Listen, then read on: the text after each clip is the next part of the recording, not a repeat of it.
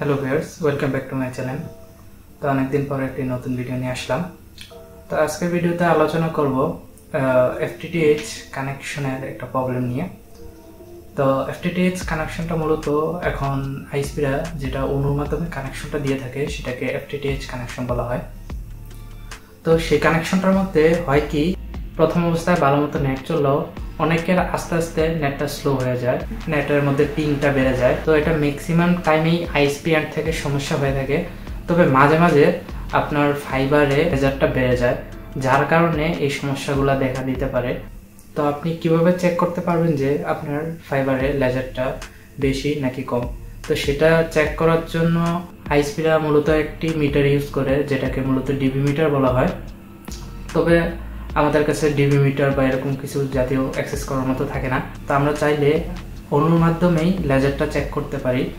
তার কথা না বেরিয়ে চলুন দেখি কীভাবে অনুর সাহায্যে লেজারটা পরিমাপ করতে পারি। লেজার পরিমাপ করার জন্য আমাদের একটি RJ45 ল্যান্ড কেবল লাগবে। তো আমার ল্যাপটপ থেকে অনুটা একটু দূরে, যার কারণে আমি একটু বড় ল্যান্ড কেবল ইউজ করছি। আপনারা চাইলে আপনার রাউটারের সাথে আসা যে ল্যান্ড কেবলটা আছে সেটা ব্যবহার করতে পারেন। তো সেই ল্যান্ড কেবলটা ল্যাপটপের ল্যান্ড পোর্টে দিয়ে দেব। এই অনুটা আছে সেটার পেছনের যে স্টিকারটা আছে সেখানে একটা আইপি থাকবে, আর ইউজার নেম থাকবে, আর একটা পাসওয়ার্ড থাকবে। তো এই তিনটাই নোট করে রাখতে হবে।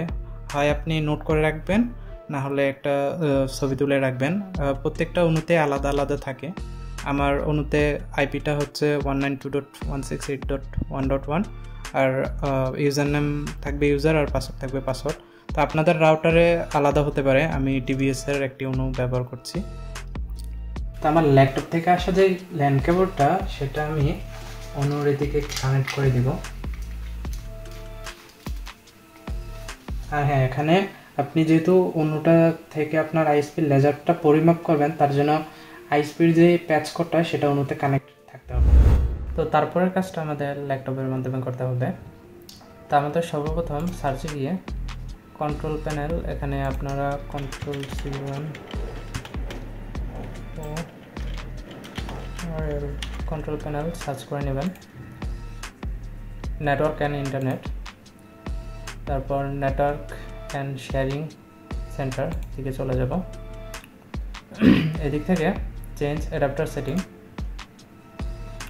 তারপর এখানে দুইটা ইন্টারফেস দেখাবে, একটা হচ্ছে ইথারনেট আর একটা হচ্ছে ওয়াইফাই। আমাদের মূলত ইথারনেট ইন্টারফেসে স্ট্যাটিক আইপিটা দিয়ে দিতে হবে। তো এখানে স্ট্যাটিক আইপিটা দেওয়ার জন্য আমাদের এই ইন্টারফেসে রাইট ক্লিক করে তারপর প্রপার্টিসে চলে যেতে হবে। তারপর এখানে ইন্টারনেট প্রোটোকল ভার্সন 4 এখানে চলে যাব। তারপর আবার প্রপার্টিস। তো তারপর এখানে use the following IP address, এখানে ক্লিক করে দেব। তো এই আইপি অ্যাড্রেসের জায়গাটাই মূলত মেন কাজ। তা আমি অনুর পেছনের যে আইপিটা নোট করে রাখতে বলছিলাম সেটা এখানে কাজে লাগবে। আমার অনুর পেছনে যেমন আইপিটা ছিল 192.168.1.1, এইটুকু সেম টু সেম একদম অনুর পেছনের যে আইপিটা সেটার মতো হবে। তারপর আপনাদের যে কোনো দুটা সংখ্যা দিয়ে দিতে হবে। যেমন আমি দিলাম 25, আপনারা চাইলে 25 দিতে পারেন বা 26, যে কোনো তারপরে দুটা সংখ্যা দিতে পারেন। আমি 25 দিলাম। মানে এই পুরাটা আইপি সেম হওয়ার পর তারপর লাস্টে দিয়ে আরও দুইটা সংখ্যা দিতে হবে। মাঝখানে কোনো ডট ডট কিছু হবে না। 192.168.1.1 এর পরে তারপর আমি 25 দিয়েছি। সোজা পাশে 192.168.1.125, ঠিক আছে? তো এখানে আইপিটা মূলত সেম টু সেম চারটা সংখ্যা।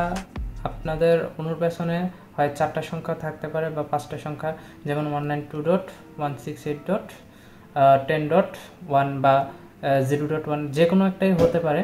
তবে আপনাদের সেম টু সেম আইপিটা দিয়ে লাস্টে যে কোনো দুইটা সংখ্যা বসাই দিতে হবে। তা আশা করি এই জায়গাটার ইয়াটা বুঝতে পেরেছেন। এখানে যদি ভুল করেন তাহলে ল্যাপটপের সাথে যেই অনুর কানেকশনটা সেটা হবে না। এখানে তারপর আমি দিয়ে দেবো সাবনেট মাস্ক। সাবনেট মাস্কটা অটোমেটিক্যালি নিয়ে নিয়েছে। আপনাদের যদি না নেয় তাহলে সেম টু সেম এই সাবনেট মাস্কটা দিয়ে দিবেন।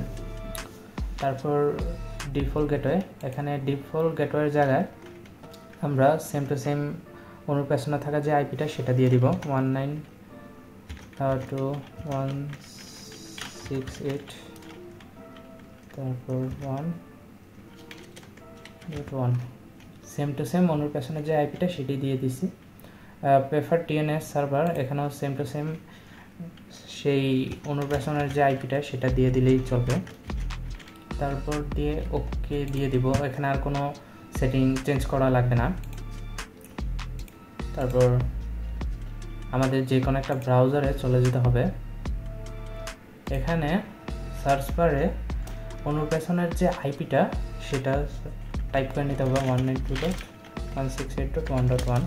তো দিয়ে এন্টার করার পর এই যে আমরা অনুর যেই ফার্মওয়্যার পেজটা সেটাতে চলে আসলাম। এখানে ইউজার নেম আর পাসওয়ার্ডটা অনুর পেছনের যে ইউজার নেম পাসওয়ার্ড সেটাই থাকবে। আমার অনুর পেছনে যে ইউজার নেমটা ছিল সেটা ছিল ইউজার YSUR, আর পাসওয়ার্ডটাও ছিল ইউজার YSUR। তারপর লগ ইন দিব।